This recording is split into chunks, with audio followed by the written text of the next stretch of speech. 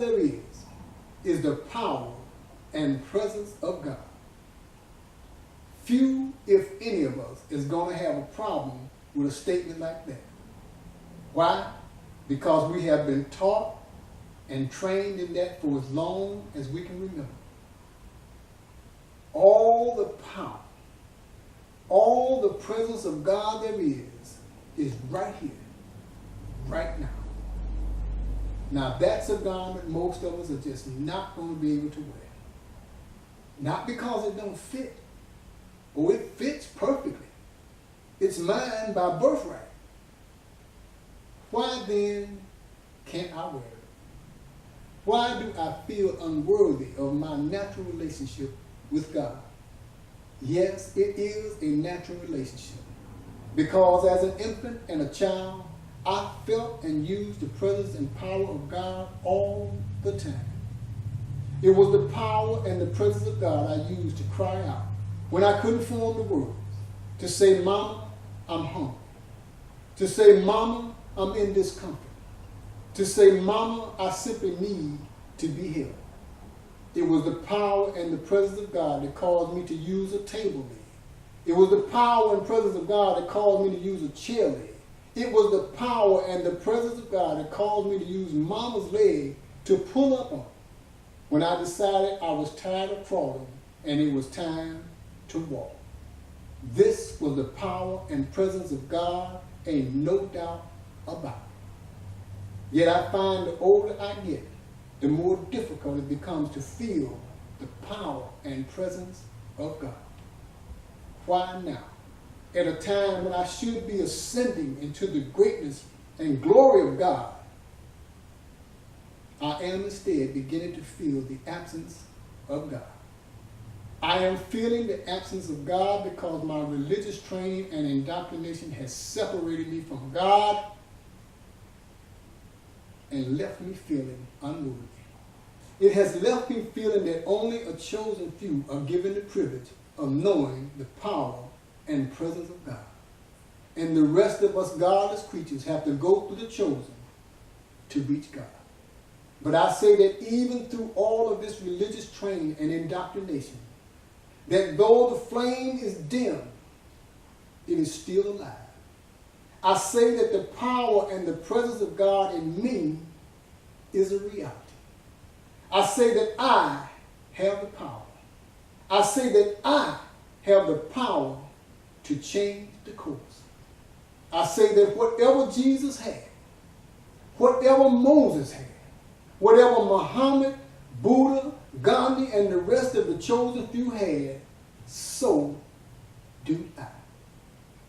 Question is, how do I get to it? All there is the power and the presence of God.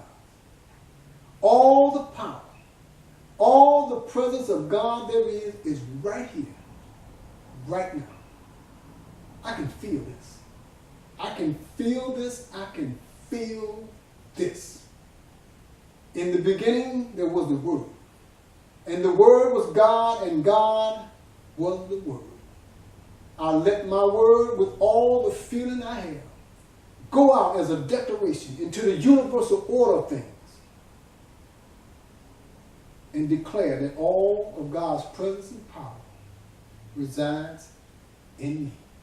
I can feel it. I can feel it. I can feel it. I cannot imagine God in all her power, in all his glory, merely mouthing, "Let there be light." No, she said it with feeling. He said it with enough feeling to make it so. And here's the thing. I don't have to believe in it in order for it to work. The laws of the universe do not require my belief in order to work. My belief may be necessary in order to sustain me until I get some results, but it is not a prerequisite. My belief may help me put more feeling in it, and the more feeling I put in it, the quicker the results. But my belief is not required. The law of the word is independent of me and my emotion.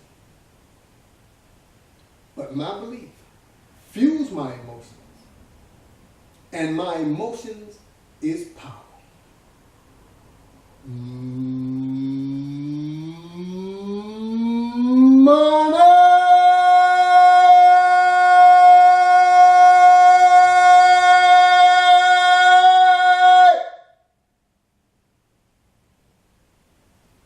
It is said that there are two aspects to thought: the academic and the emotional.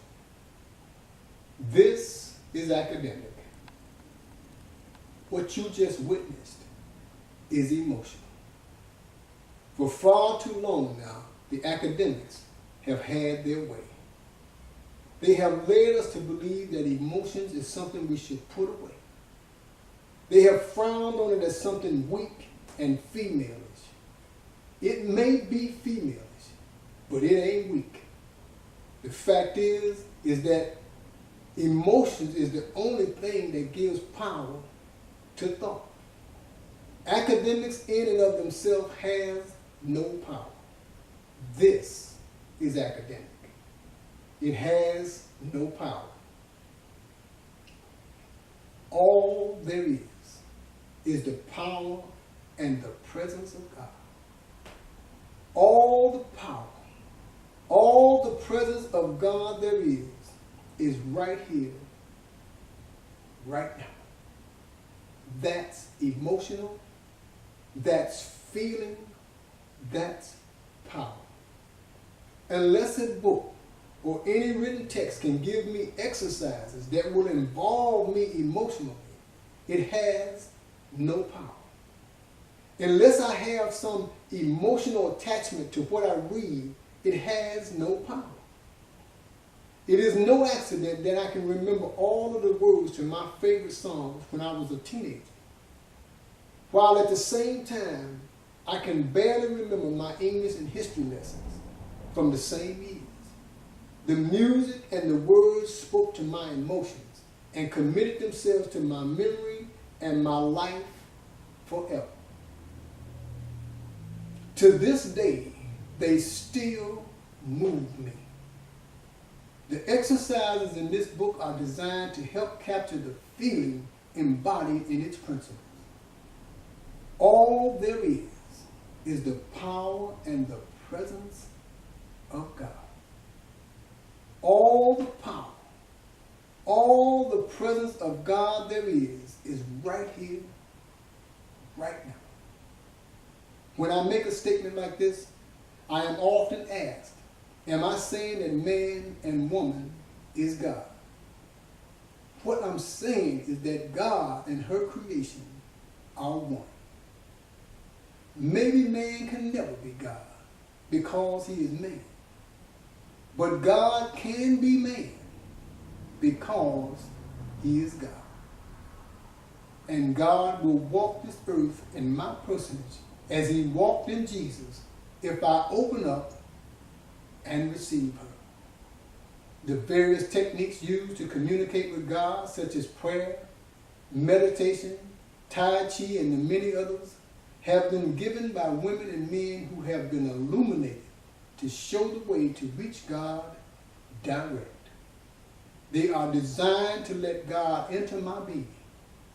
They are designed to open up the channels in me that I might receive the presence and the power of God.